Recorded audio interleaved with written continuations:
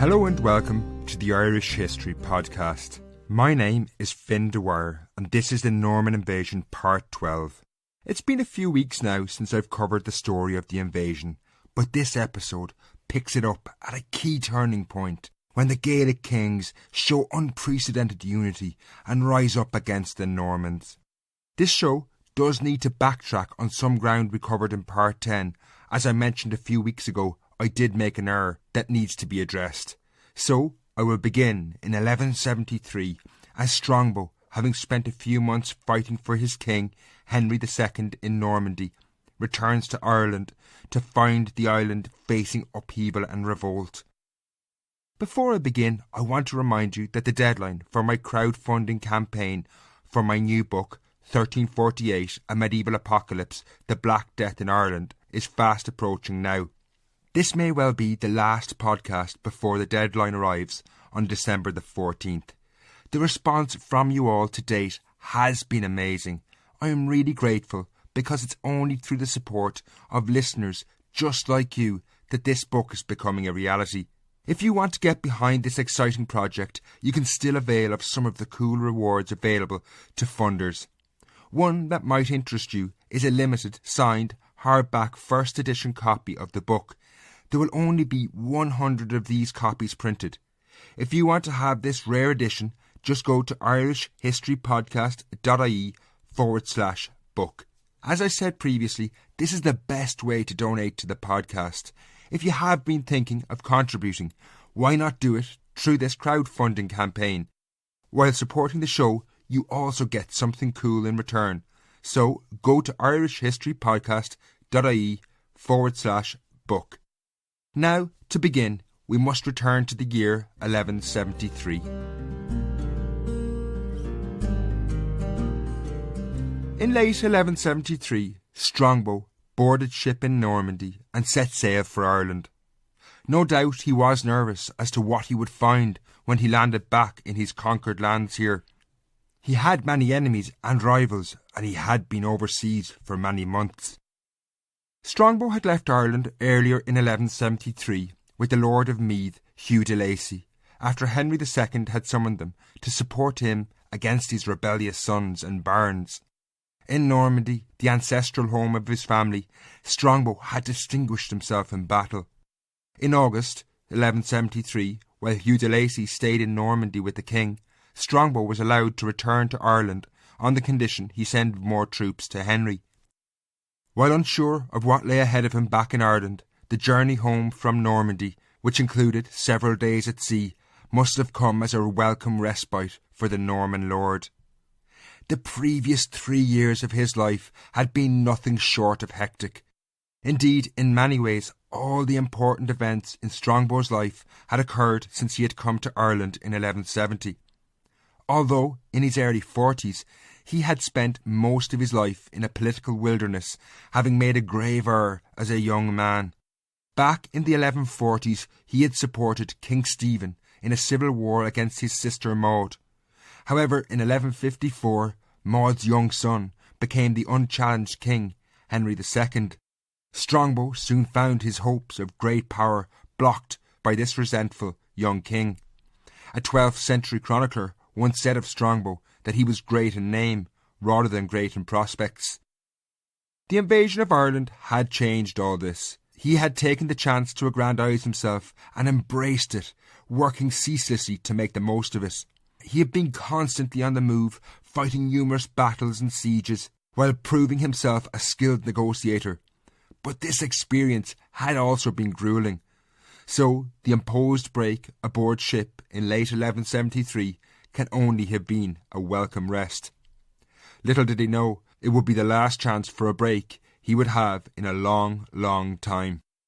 Once he landed in Ireland in late 1173, although it might sound surprising, the first thing he had to do was weaken his position. When he left King Henry II in Normandy, Strongbow had agreed to send more troops from Ireland. This saw some of the most able battle commanders on the island, including Robert Fitzstephen, the longest-serving Norman in Ireland, depart. Strongbow had little choice though. Henry had finally forgiven the sins of his youth, but by not sending troops he could jeopardise this.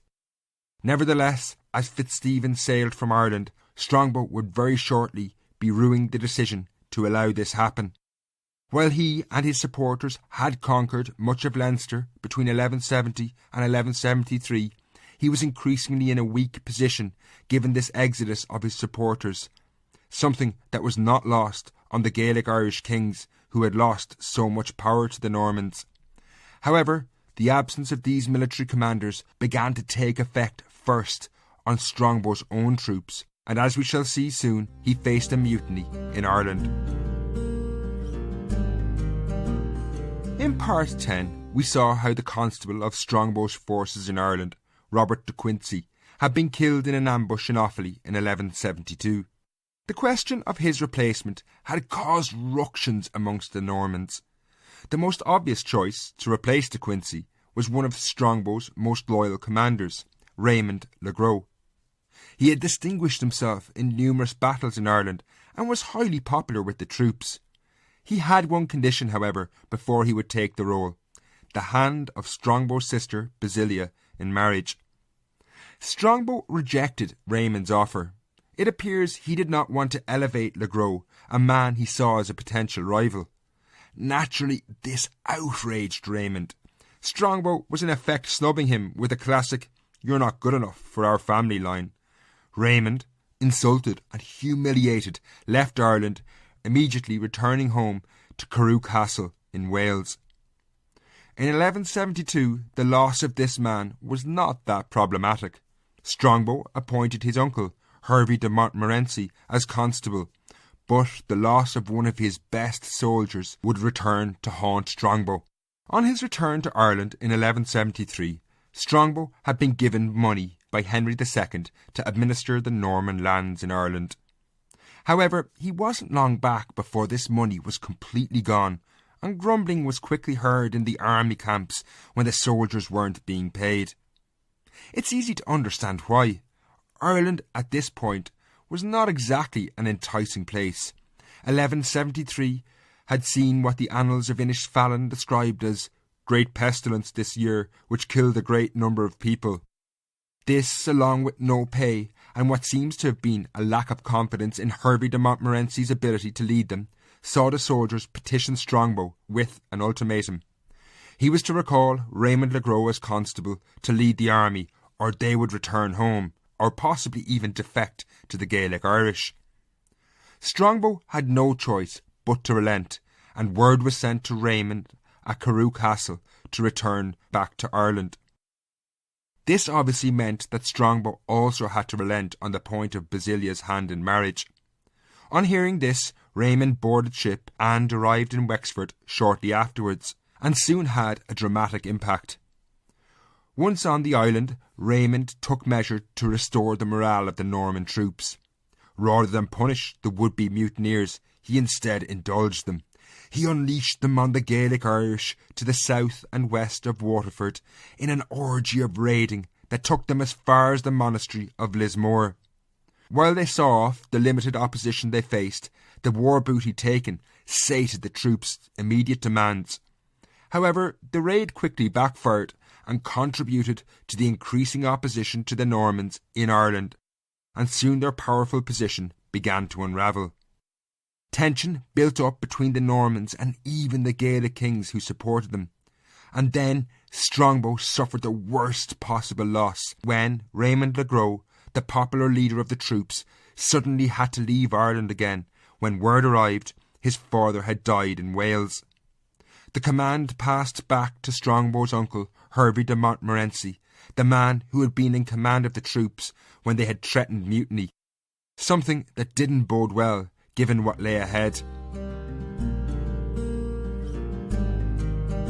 After Raymond returned to Carew in the wake of his father's death, Strongbow's position in Ireland was the weakest it had been in years.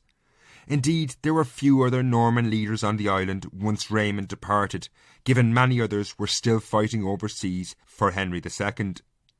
Strongbow was in a precarious situation, something that had not gone unnoticed around Gaelic Ireland, and it didn't take long for the kings across the island to see this as their chance to strike against the Normans. Perhaps the greatest sign of Norman weakness came when the one man Strongbow could have hoped to rely on in Gaelic Ireland, Donal O'Brien, the King of Thomond, turned on him.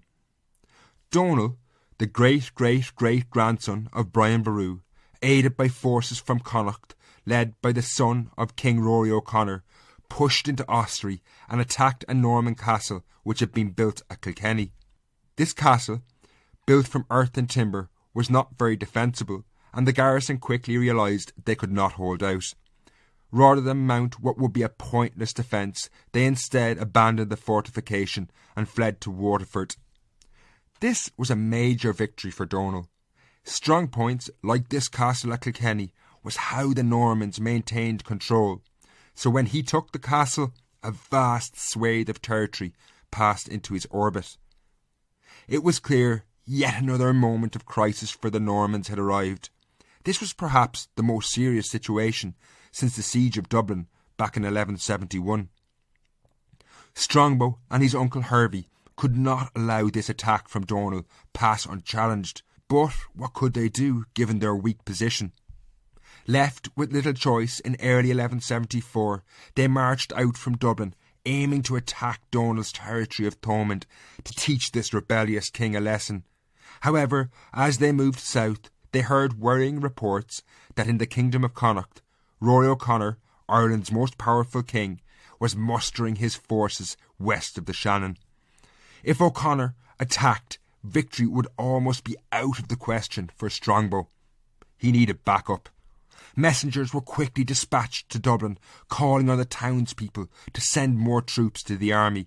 Strongbow and Hervey then stopped at Cashel to wait for this support to arrive. In Dublin, the messengers were well received. Opposition to the Normans in the city had ended in 1171, and a several hundred strong force, led by 4 Anglo-Norman commanders, left the town, heading south to rendezvous with Strongbow. However, Cashel was about a 3-day march from Dublin, and on the way south they broke their journey at Thurles. Their movements had not gone unnoticed though, and Donal O'Brien was now stalking this army. No doubt aware that the Normans were amassing a large force to attack him, he decided to strike first. With the element of surprise, he attacked the army camp at Thurles at dawn, catching the Dubliners completely off guard, and according to the Norman chronicler Gerald of Wales, 400 were killed, including their 4 Norman commanders. When word of this reached Strongbow at Cashel, it seems panic set in. No longer sure of the situation with both Donal O'Brien and now potentially even Rory O'Connor mobilising against him, he decided to withdraw. He immediately dispatched word across to Carew in Wales, begging Raymond Legrow to return as quickly as possible. At this point, it is no exaggeration to say that the entire Norman project in Ireland was at risk. As Strongbow was increasingly vulnerable after the retreat, this only served to spur on Rory O'Connor to act. Indeed, the army he was amassing was impressive, with soldiers from all across the northern half of Ireland rallying to his standard. This was Rory's moment in many regards. Every significant Gaelic power north of Dublin, including the O'Neills of Western Ulster, were willing to take the field against the Normans under his command. This was the only time the O'Neills, at least, appeared to have been willing to accept the supremacy of the O'Connors. The moment was perfect for a massive Gaelic counterattack across the Shannon at the weakened Normans. Before we continue with this, I want to take a quick break.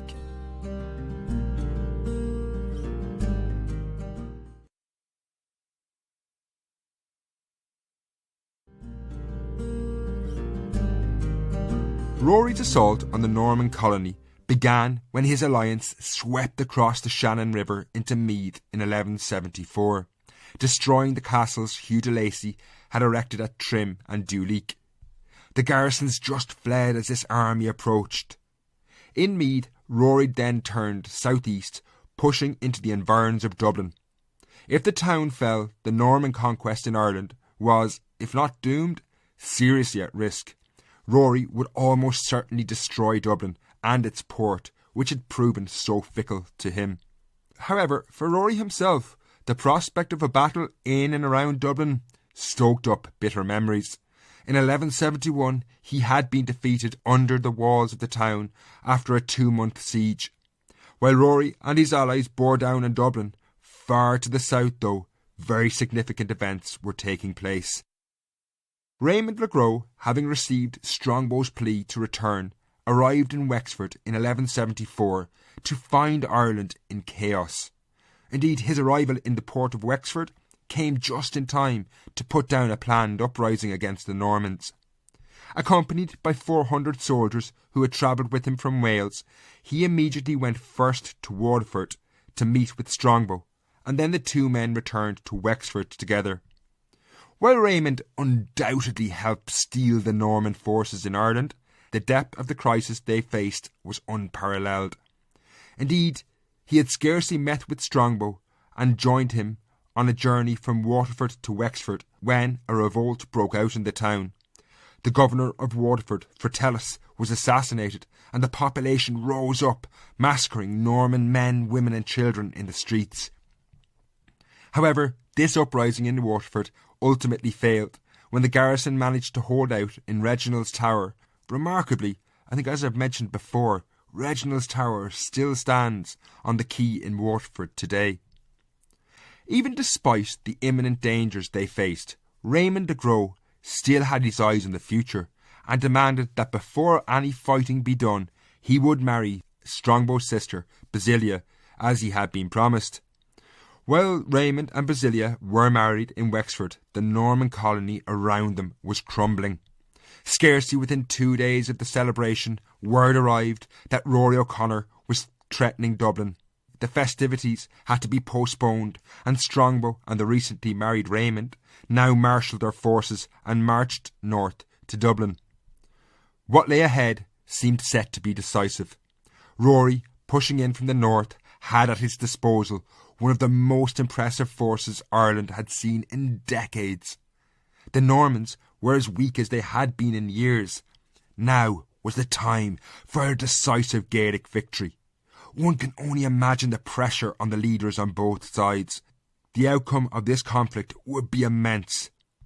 However, it seems the situation got to Rory O'Connor, and it is easy to see why. The Normans had outwitted him militarily on every occasion since the arrival of Strongbow in 1170. Now, north of Dublin in early 1174, with the prospect of another battle against the Normans ahead of him, his nerve failed and he retreated.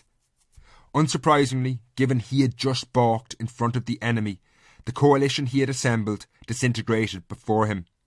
In many regards, this was a major victory for the Normans, even though no swords were drawn or arrows loosed. Arriving at Dublin, the Normans pushed on past the city, into Meath, which had been granted to Hugh de Lacy, but had yet to be settled by Normans. Strongbow and his army rebuilt the fortifications at Trim and Duleek, which had been destroyed by Rory, and then tracked down Magnus Uamwell Shocknell, the Gaelic king of Meath, and hanged him for the support he had given to Rory O'Connor. As 1174 came to an end, the latest Gaelic attempt to reverse the invasion was in tatters. This was a very decisive moment.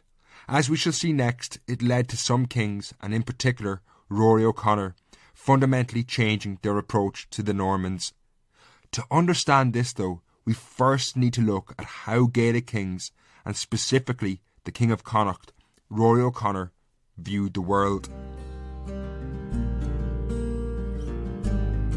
In 1174, Rory O'Connor was in his mid-50s and had enjoyed a pretty successful life. He had become King of Connacht in 1156 on the death of his father Turlough, and High King in 1166 on the death of Murkertach MacLachlan, the King of Ulster. While he had vociferously opposed the Normans in Ireland, this was not necessarily for the reasons we might expect. Indeed, Rory viewed the world in unimaginably different terms than we do. He had no conception of nationalism or a united Ireland at all. The Ireland Rory lived in was broken into several kingdoms, and while he claimed to be High King, this only meant he had forced other kings to submit to him. In this world, where rival kings constantly battled each other to be the most dominant, Rory O'Connor's primary concern was about himself and his family and how they could dominate Ireland, rather than any concern for the abstract idea of a nationalistic Ireland. Therefore, in any given situation, this saw Rory ally with or battle against other Gaelic kings. When the Normans stepped into this viper's nest in the late 1160s, while it might seem logical to us that the Gaelic kings would unite with each other to drive out the Normans, this could not have been further from the minds of these kings. Their goal, as I've said, was to progress their family and the kingdom they ruled. Therefore, the Normans could be potential allies in the case of some, or enemies in the case of others. As we move forward into the mid-1170s, it's important to remember this, as the actions of some of the main players from now on might seem quite strange in some senses. By 1175, the major threat to Norman rule in Ireland, posed by the Gaelic revolts of 1173 and 1174, had passed, and the time for retribution had come. As the Normans planned how they would deal with those who had revolted against them, the king who must have been most nervous was Donal O'Brien in Thomond. He had not only attacked and defeated the Normans at Thurles, but he had also been the only king in Ireland, aside from the MacMurroughs in Leinster, who had been allied to them. He can only have known it wouldn't be long before the Normans came to punish him for this treachery. It was in this context, in late 1175, that Strongbow convened a meeting in Dublin, where he appointed Raymond Legrow to lead a force and strike deep into the heart of Donal's territory in Limerick. The town had already been handed over to Norman officials in 1171, shortly after King Henry II had arrived in Ireland. However, when Donal adopted a hostile position, he appears to have taken it back. Now, Raymond Legrow was aiming to recapture the town for the Normans, but also teach the treacherous Donal a lesson. To do this, he led an army of over 400 mounted soldiers and 400 archers south to Thomond. He was also aided by Gaelic scouts who were provided by the Kingdom of Ossory, which allowed the Norman army to penetrate deep into Thomond before they were spotted. Perhaps even more surprising than this Gaelic support was the tacit support he received from Rory O'Connor. The O'Briens in Munster had been one of the O'Connors' main rivals over several decades, so they had little problem seeing them beaten by a Norman attack. Also, no doubt Rory O'Connor was increasingly worried the Normans might attack Connacht, and perhaps felt it was best, as the saying goes, to keep his enemies close. This, however, was incredibly short-sighted in retrospect. The Normans were a beast with an insatiable appetite for power and land. Nevertheless, in 1175, even with Rory's not insignificant support, the Normans had some heavy fighting ahead of them to take Limerick. The town was among the best defended in Ireland. Built on an island in the River Shannon, Limerick was also ringed by stout walls and towers, so if Raymond and his force were going to take the town, it would not be easy. Arriving on the eastern bank of the Shannon, according to Gerald of Wales, it was Raymond's nephew, David the Welshman, who tried to cross the Shannon first. He waded on horseback through the dark depths of the river, successfully plotting a course to the other side. However, others were less sure about following him. Clad in heavy armour, if their horses put one step wrong and they fell into the water, they were sure to drown. Indeed, the next man to cross, a knight, Geoffrey Judas, was drowned. David the Welshman was, however, soon joined by a second Norman, Maelor Fitzhenry, who did successfully cross the river, but by this point the townspeople were raining missiles down upon them from the walls. This was a crucial moment. If these two were driven back or killed, it would sap morale from the Norman army.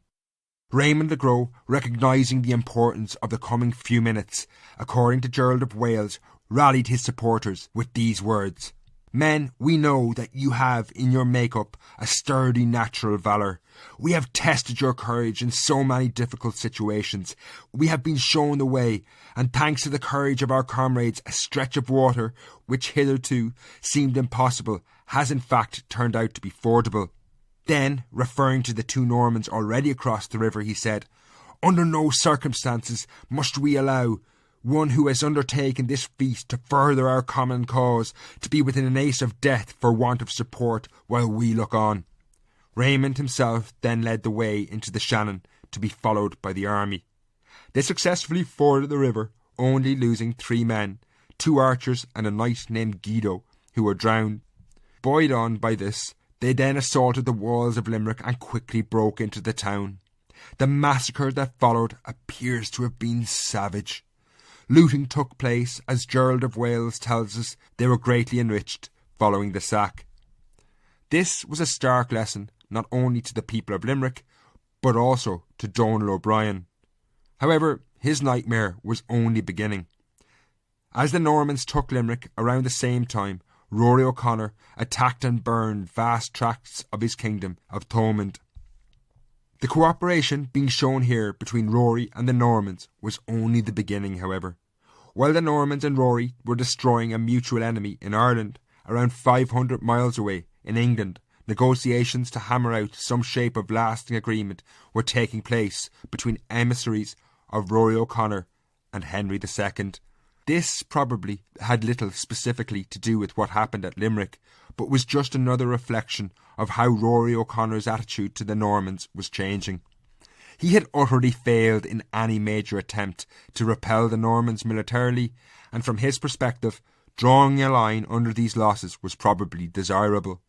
Also, as I've mentioned earlier, he did not have necessarily any natural unity with the other Gaelic kings. In England, Henry II also wanted stability in Ireland, and engaging Rory was one way to achieve it. While Rory seemed unable to repel the Normans, he had shown in 1174 he did have the ability to severely damage the Norman territories in Ireland. The two kings, therefore, had, to some degree, common needs in the short term at least, and this resulted in what has become known since then as the Treaty of Windsor. This treaty was a reflection of the situation developing in Ireland and was not an agreement between equals. In the text, Rory is named as Henry's vassal and agreed to pay him 1/10 of all cattle hides in Connacht. However, he was implicitly recognised as High King of Gaelic Ireland. In the Treaty of Windsor, Ireland for the first time was in effect partitioned. All the lands the Normans had conquered, primarily the kingdoms of Leinster and Meath, over a quarter of the island, was now off limits to Rory, who agreed he had no claim over it. Henry, for his part, said there would be no further conquests in Ireland. What either king saw in this treaty is hard to know. Henry had no intentions of coming to Ireland to enforce the conditions on his ambitious Norman liegemen, who had desires for greater conquest in Ireland. Rory also had problems maintaining the terms of the agreement. By 1175, he was a fading star. He had little control over Ulster, less over Munster, and even in Connacht, he had a massive family of sons, grandsons, nephews and cousins, all of whom led factions within the O'Connor family. Trying to bind this group of people to the Treaty of Windsor was akin to herding cats, and very obstreperous cats at that. It was clear from the outset that this treaty would not stop conquest and violence in Ireland. Indeed, given what was about to happen in 1176, Ireland was increasingly becoming a frontier society where military muscle was the law, no matter what kings agreed. Tune in next time to see Ireland ripped apart when the Treaty of Windsor collapses and some key figures exit our story. Until next time, slán.